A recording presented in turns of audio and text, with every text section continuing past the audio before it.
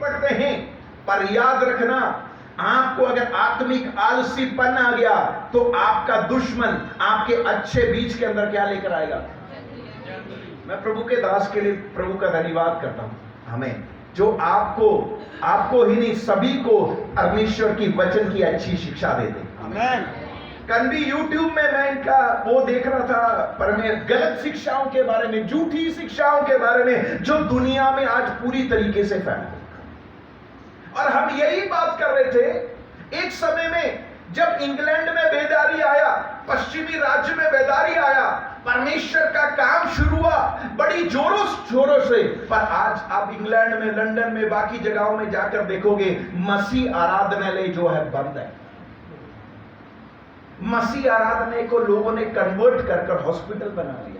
मुझे एक दिन एक सरदार सवाल कर रहा था, आपके क्रिश्चियंस को क्या हो गया जी? हमारे लंदन में हमारे सरदार लोगों ने गुरुद्वारा।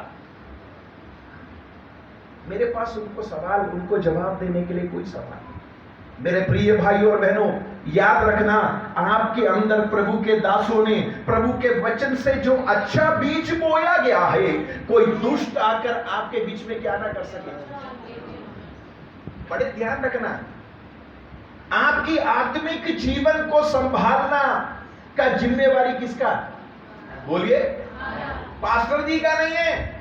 हमारी खुद की जिंदगी को संभालने का जिम्मेवारी आपका और मेरा है। हमें उसी तरीके से हमारे आत्मिक जीवन में अच्छा बीज, अच्छा वचन का जब भोजन मिलता है, याद रखना, हम आत्मिक रूप से सुस्त हो जाएंगे, संगति से दूर हो जाएंगे, प्रभु से दूर हो जाएंगे, तो दुष्ट तैयार है आपके अच्छे बीज के अंदर नकली बीज लाने के लिए। शुरुआत में आपको अच्छा लगेगा, शुरुआत में आप बोलेंगे वहां पर ऐसा होता है, वहां पर। आज बहुत लोग सवाल करते हैं, पादरी साहब हमारे चर्च में ये कुछ नहीं होता, वचन तो होता है, वहां पर ये होता है, वो होता है, फलाना होता है, ये होता है। मेरे प्रिय भाइयों और बहनों, ये काम दुनिया में भी बहुत जगहों में होता है, पर याद रखना, परमेश्वर का वचन का बीज जो आपके अंदर बोया गया, शैतान आकर आपको कभी भी उससे खींच ना सके। हालेलुया। तीसरी बात हम देखेंगे बड़ी जल्दी, मत्ती 26 का 41 पढ़िए, मैथ्यू 26 का 41। जागते रहो और प्रार्थना करते रहो कि तुम परीक्षा में ना पड़ो। आमीन, हालेलुया। परीक्षा आने के बाद प्रार्थना करने के लिए नहीं लिखा है। वचन में क्या लिखा है? हमारी स्थिति क्या होती है, हम परीक्षा आने के बाद, समस्या आने के बाद क्या इस्तेमाल करते हैं? एक व्यक्ति ने कहा, कई लोगों के लिए प्रार्थना एक लाइफ जैकेट के समान। For many prayer is life life jacket. आपने देखा होगा ना, जो समुद्र में जाते हैं, जो जिनको तैरना नहीं आता, या जो किश्ती में बैठते जिनको तैरना नहीं आता, उनको क्या होता है? एक लाइफ जैकेट पहना दिया जाता है, सुरक्षा कवच होता है। उसका मतलब यह होता है, बच के आ गए तो ठीक है, अगर डूब गया तो क्या होगा? आपका लाइफ जैकेट आपको क्या करेगा?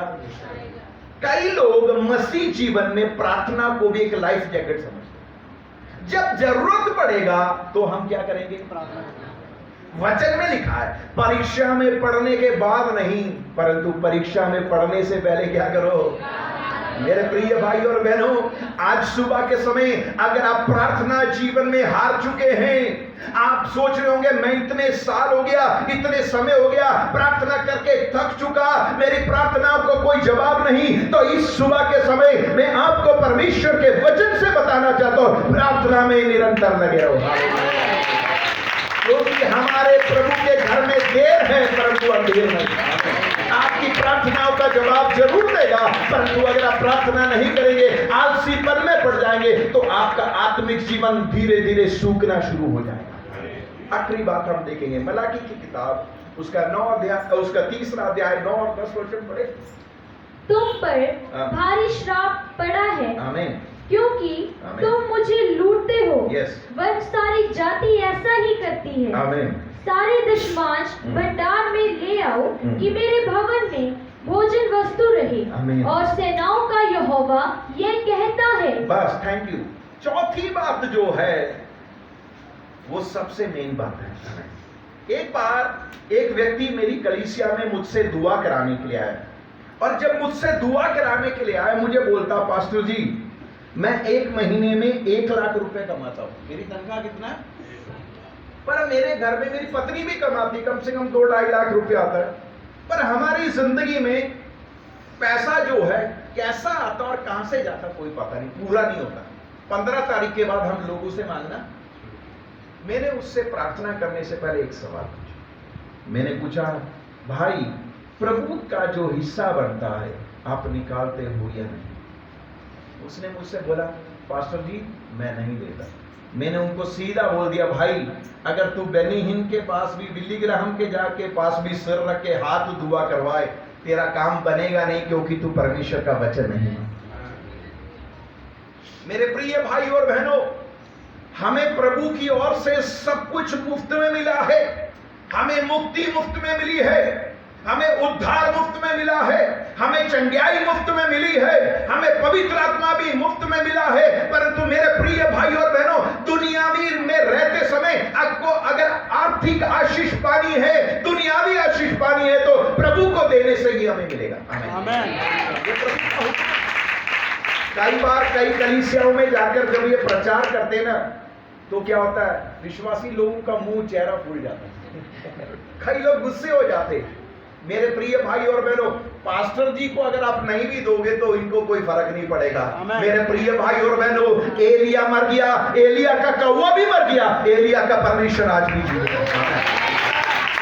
अगर हम प्रभु की सेवा के लिए हाथ नहीं बढ़ाएंगे तो मेरे प्रिय भाई और बहनों, प्रभु के भंडार में कोई कमी नहीं होगा। परमेश्वर किसी और को लेकर आएगा, परमेश्वर किसी अन्य जाति को इस्तेमाल करेगा।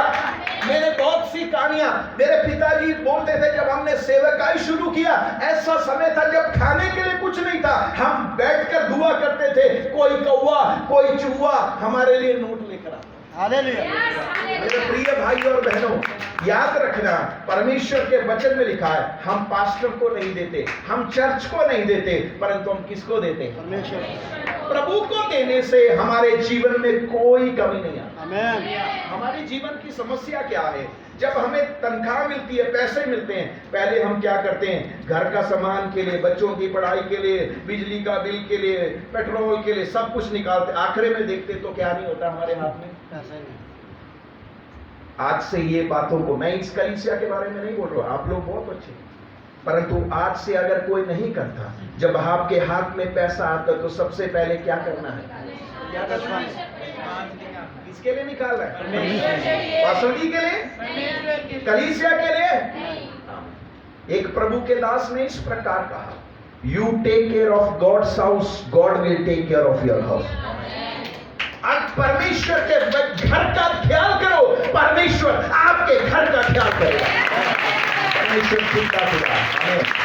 4 बातें मैंने बताई जिसके कारण हमारे जीवन में आलसीपन आ सकता। पहला है हमारा संगति, प्रभु के साथ चलना। दूसरी बात मैंने आपको बताया, वचन में आलसीपन नहीं करना। तीसरी बात मैंने आपको बताया, प्रार्थना जीवन में आलसीपन नहीं करना। और चौथी बात मैंने आपको बताया, प्रभु को देने में आलसीपन नहीं करना। चाहे वो हमारी शक्ति हो, चाहे वो हमारा धन हो, चाहे वो हमारी ताकत हो, हमें चाहे प्रभु के लिए कुछ भी देना पड़े।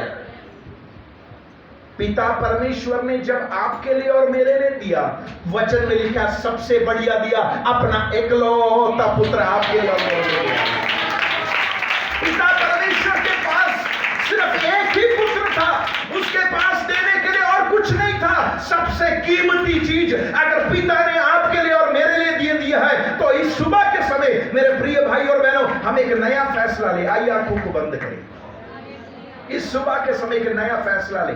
जो हो गया सो बीत गया, पुराना चैप्टर क्लोज हो गया। आज से एक नया फैसला करें, प्रभु चाहे मुझे कुछ भी हो जाए, एतवार की आराधना, संगति, बाकी दिन की संगति, तेरे साथ चलना, वचन पढ़ना, प्रार्थना करना, उपवास रखना, प्रभु तुझे देने के लिए मैं कभी पीछे नहीं हूं। मेरे प्रिय भाई और बहनों, वचन में लिखा, तुम करके तो देखो, मैं स्वर्ग के किवाड़ खोल दूंगा। वचन में ध्यान से सुनना, किवाड़ का मतलब क्या होता है? आपने देखा होगा घर में जब हम आजकल जो घर बनाते उसमें ऊपर रोशनदान नहीं रखते। पुराने इधर रोशनदान, ये देखो रोशन, किवाड़ का मतलब रोशनदान होता है। क्या होता है? झरोखे। अगर आप प्रभु के लिए देते समय परमेश्वर का वचन लिखा, मैं तुम्हारे लिए स्वर्ग के झरोखे खोलूंगा। मेरे प्रिय भाई और बहनों, छोटा सा रोशनदान खोलने से इतना बरकत मिल जाता है, तो परमेश्वर आपके लिए दरवाजे खोल देगा। मेरे प्रिय भाई और बहनों, हम परमेश्वर के वचन को सिर्फ पढ़ने वाले ही नहीं, सुनने वाले नहीं, वचन लिखा धन्य है जो उसके अनुसार चलता और करता है, क्योंकि समय बहुत निकट है। समय बहुत निकट है। प्रभु यीशु मसीह बड़ी जल्दी आने वाला है। इसलिए दूसरों को बचाने के बजाय हम खुद बचे, हमारा परिवार खुद बचे। आमीन। फिर दूसरों को बचे। प्रभु इन वचनों से हम सबको आशीष दिए। समय दिया हुआ प्रभु के दासों को मैं दिल से धन्यवाद करना चाहता हूँ। कलीसिया का भी धन्यवाद करने। प्रभु सबको आशीष दे। जय मसीह।